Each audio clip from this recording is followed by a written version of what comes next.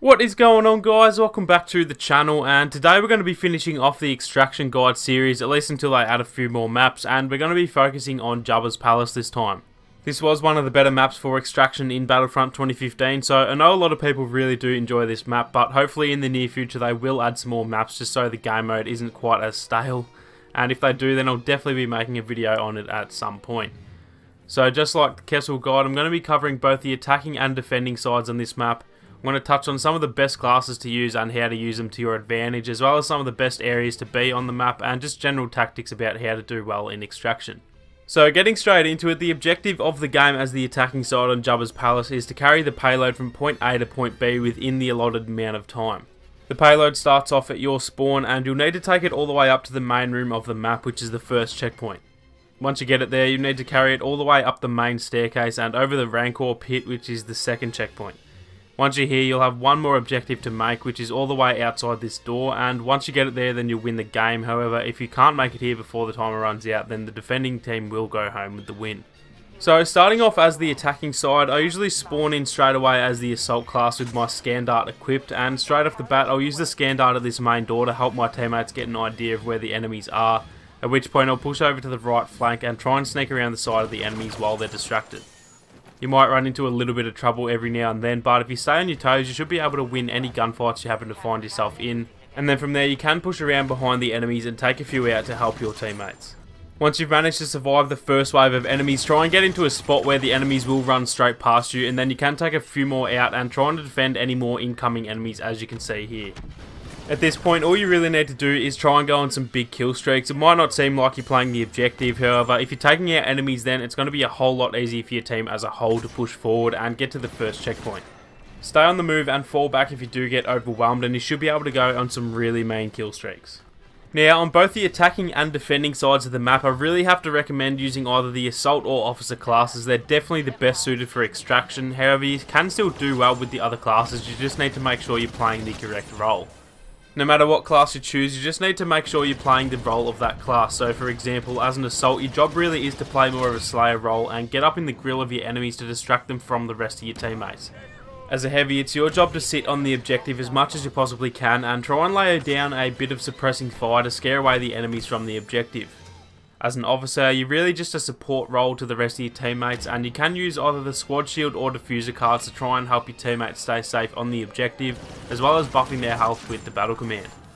As a specialist, you should play fairly similar to the assault class, however you need to try and play it just a little bit less aggressively, and focus a bit more on the objective in trying to hold down any important choke points. Now, once you've broken into the main room and taken the first checkpoint, then it's going to be a pretty similar game plan to the first phase. So I usually head to the right flank again and try and get around the side here so that I can take out a few enemies without any of them knowing that I was there. Once you've gotten to this point, then you're going to completely catch anyone off guard and they're going to freak out and try and kill you straight away, and most of the time they probably will, but even if they do, then you've done your job, as the rest of your teammates are going to be able to push up and take out any remaining Imperials. If you do survive, then it's a good idea to loop back around and try and get behind the enemies again, because they're never going to expect you to be pushing forward so fast. So again, you are going to catch them completely off guard, and while you're doing all this, your teammates are ever so slowly advancing that objective. Now, the whole time you've been doing this, you'll be earning a crazy amount of battle points, and once you're coming up on the last checkpoint, then it's definitely time to start spending them. Just like on Kessel, the Wookiees are absolutely dominant on this map, and they're pretty much necessary to get the win, so make sure to unlock them as often as possible and make good use of their abilities to keep on pushing forward. So long as you stay in a close quarters area with some decent cover, then you're going to be just about unbeatable in a one-on-one fight, so just make sure to get yourself into some good spots on the map and stick close by to the objective, and you're going to completely destroy the other side. Now, the last phase is really difficult, but in terms of game plan, it's actually pretty simple. Either you need to stick right next to the payload and make sure it's moving forward, or you need to head over to one of the side tunnels and take out anyone that you see to help the teammates who are on the payload. There's really not all that much to say for this last phase. The enemies are actually at a bit of a disadvantage because of their spawn, so they'll have to funnel through the main door, and if you can set yourself up well, then you're going to have a field day picking them off as they scramble through those doors. Take out anyone that's already in the tunnels, and then pretty much just keep popping in and out of the tunnels and take out as many as you can so there's less people defending the payload. Once the payload makes it past the last two side tunnels, then you definitely want to jump on and make sure it makes it all the way to the last checkpoint, and if it does, then you'll take home the win. Like I said, this can be really difficult to do, but so long as you and your teammates are playing the objective, then there's not really much more you can do. So now moving on to the defending side, and most of the stuff I said in the first half of the video applies to this side as well, in terms of which class you choose and everything like that. So from the get-go, I'll usually sprint forward and get through this main entrance, shoot my scan dart and throw a grenade to scare any enemies away from the payload, and then move around to the left flank and try and get behind them. From here you can cause some serious damage, and if you play it safe and keep behind some cover, you can pretty much defend the payload by yourself. Now, similar to the attacking side, all you really want to do on this map is just keep on the move as much as you can, rotating from place to place and trying to mix it up between having eyes on the objective or flanking the enemy and trying to take a few of them out from behind. Just like the attacking side, the more enemies you take out, the less they'll be pushing the objective, so on defense you really want to try and play that Slayer role that I did mention earlier in the video. The mistake that most people make on defense is standing still, or at least staying in one general area and trying to defend the payload. Now, this is probably the worst possible thing you can do on defense. It might seem like you're doing the right thing by your team, but really you're just leaving yourself open from the side and from behind, since you're pretty much going to only have eyes for the objective.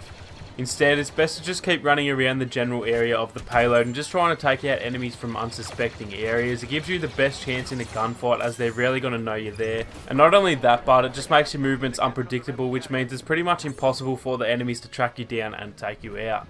Now, this tip's pretty obvious, but try and get your hands on a Death Trooper or a Rocket Trooper as often as you possibly can. They're so dominant in this game mode, and they really can be the difference between a win and a loss. But again, just like the Kessel guide, watch out for the Wookiees in a close quarter situation, because no matter how good you are, they're usually going to melt you in a matter of seconds, or at least at close range.